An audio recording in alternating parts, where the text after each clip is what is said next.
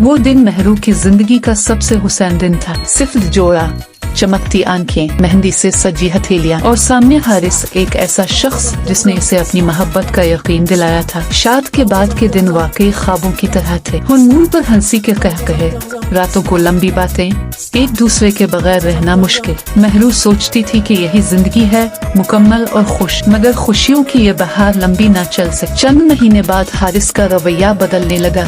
वो अक्सर काम में मसरूफ रहता, देर से घर आता और जब आता तो थका हुआ, खामोश। महरू की बातें जैसे इसके लिए बोझ बन गई थी। इन दिनों महरू की मुलाकात जैद से हुई। एक पुराना कॉलेज दोस्त, जिद हंसमुख था, बातों में दिलचस्पी लेता, छोटी बात पर तारीफ करता। शुरू में ये सब एक आम दोस्ती थी, लेकिन रफ्ता रफ्ता महरू को महसूस हुआ कि वो जैद के साथ ज्यादा खुश रहती है, ज्यादा हंसती, इससे ज्यादा जितना अपने शौहर के साथ।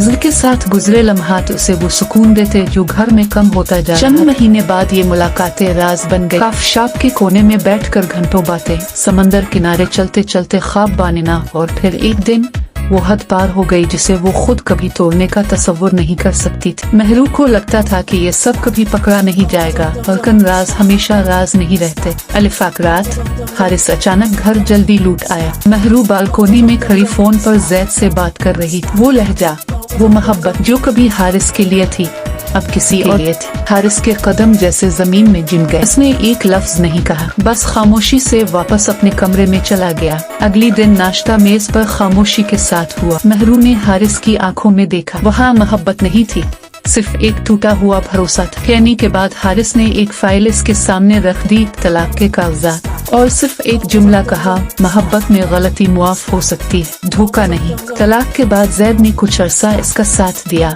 मगर जल्द ही उसने भी दूरी इख्तियार कर ली। महरू समझी थी कि शायद जैद इसका सहारा बनेगा, मगर वो सिर्फ एक वक्ती शौक था। आहिस्ता आहिस्ता सब रिश्ते, सब ताल्लुक टूट गए। गैर वाले, दोस्त, सब ने इससे मुंह मोड़ लिया। अब महरू एक छोटे से कमरे में अकेली रहती है, हाथ में एक पुरानी तस्वीर जिसमें वो और हारिस मुस्कुरा रहे। वो हर रात सोचती है, अगर इस दिन में अपने दिल पर काबू पा लेती तो आज ये अंजाम ना होता। और आखिर में वो आईने में खुद को देखकर बस इतना कहती है, लम्हाती खुशी हमेशा का पछतावा बन गई।